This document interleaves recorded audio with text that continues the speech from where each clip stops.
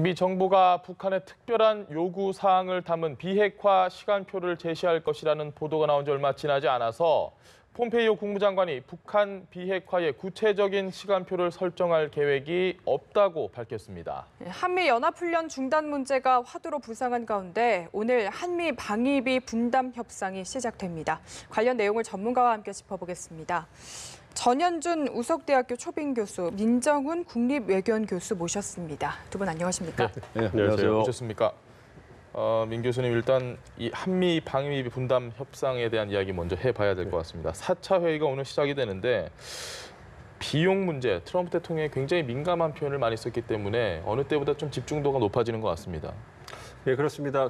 사실 트럼프 대통령이 취임 전부터 선거 기간부터 이제 비용 문제를 많이 얘기를 했고, 이제 잘 아시는 것처럼 이제 방위 분담 문제에 있어서 주한미군 관련해서 왜 한국 100% 내지 못하느냐, 이런 부분에 대해서 언급을 해왔고, 그런 부분에 대해서는 지속적으로 잊혀질만 하면 임기 동안 얘기를 해왔기 때문에 우리 측으로서도 이제 잘 인지하고 있었던 부분이고요. 그래서 그 부분에 대해서 충분하게 준비를 해왔다 이렇게 생각을 하고 있습니다. 그렇지만 이번에 올해 열리는 방위분담 협상에서 트럼프 대통령이 제기한 것이 이제 알려지기 시작한 미군의 전략자산 전개 비용을 한국이 지불해야 되는 것이 아니냐 이렇게 얘기를 하고 이제 이 부분을 이제 동맹의 문제까지 이렇게 끌고 가는 이런 모양을 보이고 있는데요.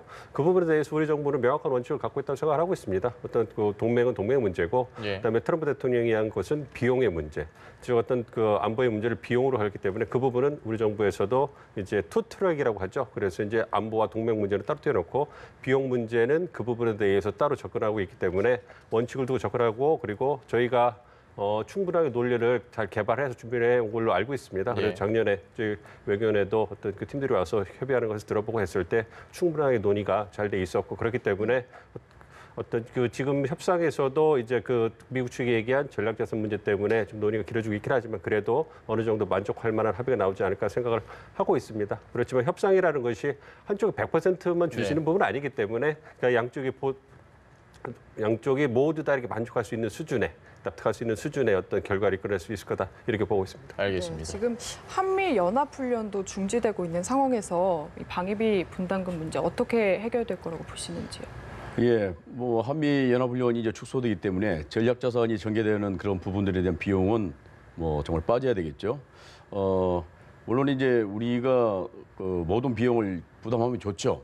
왜냐하면 국가적 자존심도 있는 것이고 미국 비용에 의해서 미국 군인에 의해서 우리 안보가 담보된다고 하는 것은 사실 좋지 않은 거거든요. 그래서 표현이 적절치는 않습니다만은 미군을 용병으로 사용을 한다고 한다면 우리가 전액 부담을 해야 되겠죠. 그렇지만 이 비용이라고 하는 것은 우리만 이익이 있는 게 아니고 미국도 주한미군이 있음으로써 이득이 있습니다. 동북아 전체에 있어서 자기들의 영향력을 행사할 수 있는 것이고 또 이를 통해서 한국에 대해서도 압력을 넣을 뿐만 아니라 많은 또 무기를 수출할 수 있는 그런 계기가 되지 않습니까? 그래서 트럼프 대통령이 얘기한 것처럼 무조건 한국에만 이익이 있는데 자기들은 전혀 이익이 없다 이런 건 말이 안 되는 거고 그런 측면에서 민 교수 얘기하신 것처럼 적절한 선에서 이것이 이제 타결이 돼야 되는 것인데 그동안에는 약 우리가 9,600억 정도 부담을 했었는데 아마 물가 인상분까지 하면 금년에는 1조가 넘어질지도 모르겠습니다.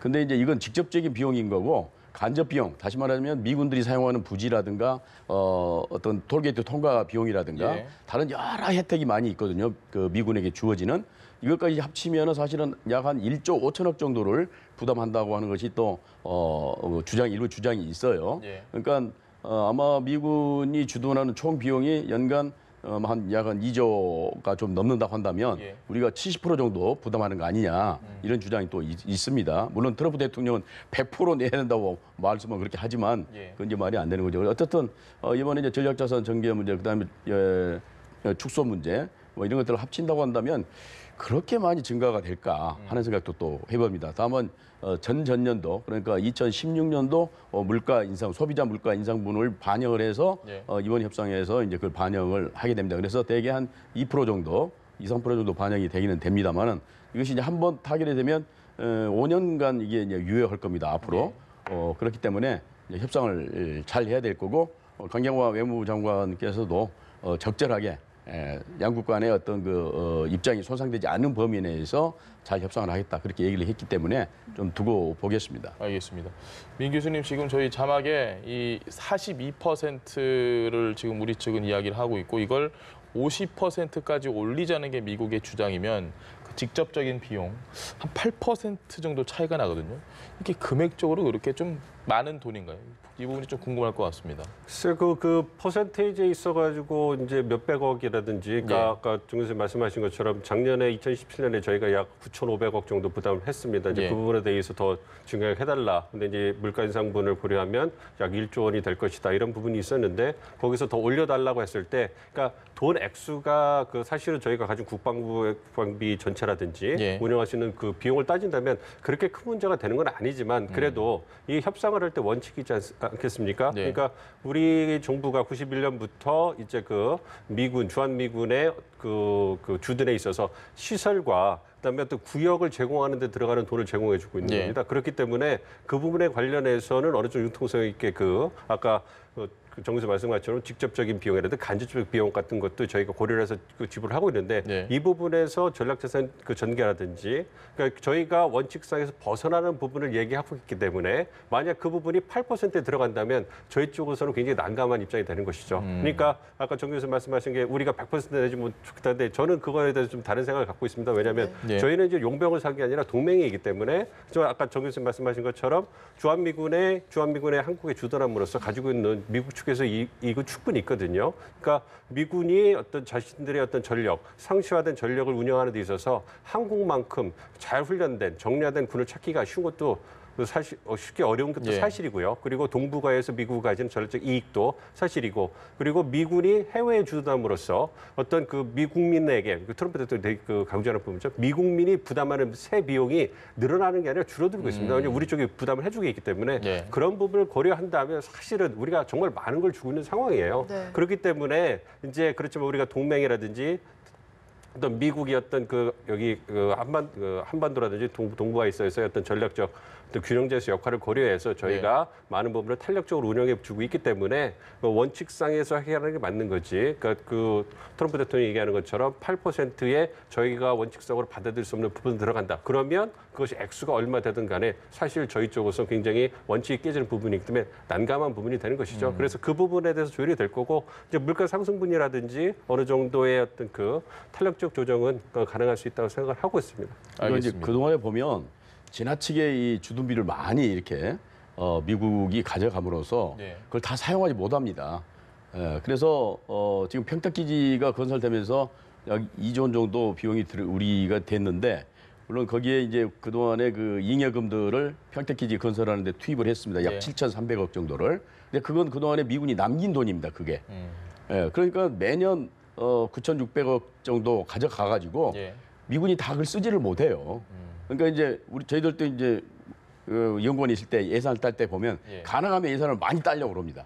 이 사업 저 사업 막 만들어가지고 가능하면 재경부에서 돈을 많이 따다가 어떻든 이제 쓰려고 하는 그런 욕심이 있어요. 예산 따는 입장에서는. 근데 이제 지나치게 그렇게 불용한 그 비용들을 많이 따다가 쓰지도 못하고 그 이자놀이 실비 청구가 아닌 거죠. 예, 그렇죠. 이자놀이 하는 거예요. 또 예. 어떻게 보면은 나쁘게 얘기하면 이제 그런 거 필요 없고 정말로 필요한 돈만 가져가고 저희들도 무슨 뭐 잘 살기는 하지만 그렇게 뭐 여유 있는 나라는 아니지 않습니까? 그래서 미국도 좀 현실을 좀 인정해야 되고 특히 이제 사드 배치가 됐잖아요. 근데 원래 그것은 미군이 분담해야 될 비용임에도 불구하고 사드 비용까지 이번에 혹시 이제 분담하려는 그런 의도가 좀 있는 것 같아요. 그런다 한다면 그 사드를 배치해서 운영하는데 또 상당히 많은 예산이 들어가는데 그것까지 우리에게 부담시킨다고 하는 것은 앞으로 북미 관계가 어떻게 될지 또 군축 문제가 어떻게 될지 모르겠습니다만은 또 사드 배치의 그 목적이라는 것이 미국의 북한의 군사적 위협 때문에 배치한다는 거 아니겠습니까? 예. 그러면 북한의 군사적 위협이 없으면은 사드는 또 빠져나가야 되거든요. 예. 그렇기 때문에 뭐 물론 있는 동안에는 또 부담을 시키려고 하겠습니다만은 다시 말씀드리면 지나치게 많은 비용을 가져다가 쓸 수 없는 그런 상황은 만들지 말자 하는 게 제 생각입니다. 그러니까 하나만 더 말씀드리면 정 교수님이 좋은 말씀 해주셨는데 그 사드 배치 그다음에 운영 문제, 비용 문제를 우리한테 전가할 수 있다 이런 얘기가 나오는 것이 예. 그러니까 이 부분이 이제 저희가 이제 합리적 우려가 되는 부분이죠. 왜냐하면 저희가 협정에 의해서 미국 측에 그 제공을 해주는 건 시설과 구역 부분인데 예. 트럼프 대통령이 전략기술 운용 문제라든지 그런 가능성을 운을 띄기 시작하니까 이와 더불어서 우리가 사드까지 우리에게 그 비용을 내라는 거 아니냐 이런 식의 이제 우려가 나오기 시작하는 거죠. 예. 그러니까 이런 부분에 대해서 제가 말씀드린 원칙적으로 대응한다는 게 그런 부분 중요한 부분이 있는 겁니다. 이렇게 해서 원칙이 세워져서 거기에 맞는 합리적인 어떤 협의가 되지 않으면 이제 추후에도 어떻게 열릴 수 있는 가능성이 예. 있기 때문에 그건 저희가 받아들일 수 없는 부분이죠. 그러니까 저희 정부에서 받아들일 수도 없고 내 국민적인 감정에서 받아들일 수 없는 부분이기 때문에 예. 명확한 선을 그려야 된다 그렇게 생각을 하고 있고요. 트럼프 대통령이 그렇게 얘기를 하고 있지만 사실은 뭐 그거는 국내 여론을 의식한 어떤 어떻게 보면 선거라든지 자기 지지율 부분이라고 생각을 하고 있고요. 그 미국 당국자들도 대통령의 입장을 고려를 하고 있지만 사실 얘기를 많이 해보면 그분들도 굉장히 합리적입니다. 그렇기 때문에 우리 측에서 어떤 그 충분한 자료와 근거를 가지고 있고 논리의 바탕에 주장을 하면 그 부분에 대해서 많이 공감을 하고 어떤 합리적인 협의가 되기 때문에 뭐 그 부분에 대해서는 좀 긍정적으로 좀 생각을 하고 있습니다. 알겠습니다. 시청자분들도 이 방위비 분담이 어떻게 진행이 되는지 좀 관심 있게 지켜봐 주셨으면 좋겠습니다. 우리나라와 북한, 남북 철도 협력 논의가 지금 시간이 10시 12분을 지나고 있으니까 아마 지금쯤이면 김정렬 2차관이 북측 담당자들을 만나지 않았을까 싶은데요. 이게 어떤 의미를 좀 가지는지 설명 부탁드립니다. 예, 철도 연결은 매우 중요하죠. 네. 판문점 선언을 통해서 분명히 경의선, 동해선 연결 문제를 논의하기로 그렇게 합의를 했고 그 전으로 올라가게 되면 벌써 이제 2000년대에 이 철도 연결을 위한 수많은 회담들이 예. 있었고 2007년 5월에는 경의선, 동해선 시범 연결 사업까지 했습니다. 예. 그래서 그 부분은 그러니까 DMZ를 지나서 남북한이 시범 운영을 해봤기 때문에 그 부분은 이미 다 이제 개통이 됐다고 생각이 되고 예. 동해선은 아직은 그 강릉에서 제전까지 약 한 140km고 우리 예. 쪽이죠. 우리 쪽 연결이 안 됐기 때문에 전체적으로 아직은 동해선이 개통되기는 이제 쉽지 않습니다만은 어쨌든 간에 동해선 경의선이 연결이 된다고 한다면은 이번에 이제 한러 정상회담에서도 거의 나왔습니다만은 예. 나진 핫산 또 남북로 철도 가스, 석유 이런 문제들을 함께 해결할 수 있는 중요한 이제 발판이 되는 거죠. 물론 이제 제재의 문제가 있기 때문에 철도도로 연결을 위해서 우리가 재정을 투입하는 데 한계가 네. 있습니다. 북한은 지금 철도가 단선으로 돼 있고 침목이 다 날아가가지고 속도가 나지 않기 때문에 그걸 새로 다 바꿔 끼워야 되거든요. 예. 뭐 그러려면은 소위 현대화를 위해서는 많은 돈이 투입이 돼야 되는데 그걸 좀 금지하고 있지 않습니까? 네. 그래서 지금 상태는 연구라든가 아니면 준비하는 그런 의미가 그런 의미가 있습니다. 그러니까 예. 앞으로 북미 회담이 잘 돼서 제재가 해제되면 그때 또 연구하고 뭐 준비하면 안 되지 않습니까? 그래서 미리미리 준비를 했다가 그런 상황이 되면 바로 그걸 실시할 수 있도록 여러 이제 준비를 하자고 하는 그런 의미가 있습니다. 알겠습니다. 여러 가지 경제적인 이득도 당연히 있겠지만 개인적으로 육로를 통해서 유럽까지 갈 수 있다. 이 이야기가 가장 저도 그렇고 일반 분들한테 많이 와닿을 것 같아요. 좀 의미 어떻게 짚고 계신가요? 네, 맞습니다. 그 말씀하신 것처럼 그것이 이제 육로를 통해서 이제 유럽까지 갈 수 있다. 그러니까 어떻게 본다면 물류에 있어서 한반도가 유라시아의 어떤 허브가 되는 것이죠. 그러니까 예. 태평양 쪽에서 들어오는 어떤 물류라든지 이런 것이 육로를 통해서 이렇게 갈 수 있기 때문에 또 그 비용을 절감할 수 있고 그리고 또한 그 부분을 통해서 이제 저희가 갈 수 있는 상징성이 굉장히 크기 때문에 의미가 있다고 보고 있습니다. 그것이 이제 지금 우리 문재인 정부가 내세우는 한반도 신경제구상의 주춧돌이 되는 부분이죠. 그래서 이제 그 부분이 중요한데 정 교수님 말씀해 주신 것처럼 일단 북한의 비핵화 조치가 어떤 실질적으로 돼야 되고 그거에 연동해서 어떤 이제 진행될 수 있는 사업들입니다. 그렇지만 그래도 지금 논의를 통해 가지고 이제 토대를 닦아놓는 것이죠. 이 부분이 굉장히 중요하다고 생각하고 있습니다. 정 교수님 말씀하신 것처럼 이제 미래를 위한 포석인데요. 사실 최근에 김정은 위원장이 중국을 방문해서 그 시진핑 주석과 논의를 했는데 그 부분에서 경제 부분이 많이 논의가 됐다 이런 부분이거든요. 이 부분은 물론 이제 중국이 앞으로 진행되는 한반도 안보 안정 평화 프로세스 과정에서 어떤 적극적 역할을 하는 것도 있지만 이와 더불어서 또 어떻게 본다면 블루오션 경제 쪽에서 블루오션이라고 할 수 있는 북한의 발전에 적극적으로 개입해서 중국의 경제적 이익을 추구하겠다 이런 부분도 있거든요. 그렇기 때문에 이런 부분에서 본다면 우리도 또 굉장히 발빠른 움직임을 통해 가지고 향후 어떤 우리가 얻을 수 있는 경제적 이익을 위해서 포석을 위해서 물론 그것이 이제 한반도 남북관계 그 진정과 더불어서 굉장히 안보에도 도움이 되거든요. 그렇기 때문에 그 포석을 깔과 동시에 그리고 구체적인 논의를 통해서 북한과 논의를 통해서 비핵화를 통해서 너네들이 얻을 수 있는 부분이 이렇게 크다는 걸 보여준다면 네. 굉장히 다층적인 다각적인 이익이 있다고 볼 수 있습니다. 그렇기 때문에 사실 앵커께서 말씀하신 것처럼 그 육로를 통해 가지고 유럽까지 갈 수 있다. 생각만 해도 굉장히 좀 벅차지 않습니까? 상상이 잘 안 돼요. 예, 그렇죠. 그래서 물론 이제 그 어떻게 보면 나중에 그런 부분도 있지 않겠습니까? 뭐 유럽 여행 패키지 해가지고 네. 열차 여행 통해 가지고 뭐 한 달 뭐 이렇게 해가지고 합리적 가격이 나온다면 예. 사실 그 부분을 한다면 사실 이렇게 좀 벅찬 거는 사실. 알겠습니다. 우리나라와 미국의 방위비 분담 이야기를 했고 그리고 우리와 북한의 철도 협력 얘기를 했으니까 이번에 북한과 미국 이야기를 좀 해보겠습니다. 북미 정상회담 이후에 후속 협상이 저번 주까지만 해도 뭐 그렇게 시간에 쫓길 필요가 없다고 했는데 이번 주가 돼도 크게 상황이 나아지는 것 같지는 않습니다. 좀 더딘 것 같은데요. 예, 그럼 이유는 잘 모르겠습니다. 실무회담은 좀 하고 있는 걸로 폼페이오 장관은 예. 인정을 했기 때문에 아마 열심히 지금 무언가를 조율을 하고 있는 것 같습니다. 근데 그 과정에서 이제 나온 얘기들이 국방부 쪽에서는 미 국방부 쪽에서는 시간표를 곧 제시하겠다. 그러니까 어느 시점까지는 뭘 없애고 예를 들면 어느 시점 이런 타임테이블을 이제 제시하겠다고 얘기를 했는데 폼페이오 장관이 또 부정을 했어요. 예. 그 시간표 제시는 안 한다. 근데 그것은 어떻게 보면은 협상하는 그런 과정에 있을 여러 가지 비밀스러운 얘기인데 그것이 새 나간 것 같고 또 그것이 새 나감으로써 북한에게는 상당히 그 자존심을 상하게 하는 일일 수도 있거든요. 너 언제까지 이렇게 해라. 예. 그렇지 않으면 내가 가만히 있지 않겠어. 이런 뭐 압박. 그러니까 압박도 뭐 적당한 압박이어야 되는데 아주 자존심을 상하면서까지 상대방을 이 압박하는 것은 좋지 않기 때문에 폼페이오가 급히 예. 진화하는 것 같습니다. 그렇지만 충분히 자기들이 이게 북한의 입장이라든가 또 싱가포르 합의를 이렇게 다 이행을 할 수 있는 예. 여러 가지 타임테이블에 대해서 다 지금 챙기고 있다. 그런 뜻으로 얘기를 했어요. 시간은 충분하다. 그런 식으로 얘기를 했는데 어쨌거나 이제 미국도 뭐가 좀 손발이 좀 안 맞는 것 같습니다. 국방부하고 국무부하고 뭐 역할 분담인지는 모르겠습니다만 잘 안 맞는 것 같고 그래서 조금 걱정이 됩니다. 사실은. 예.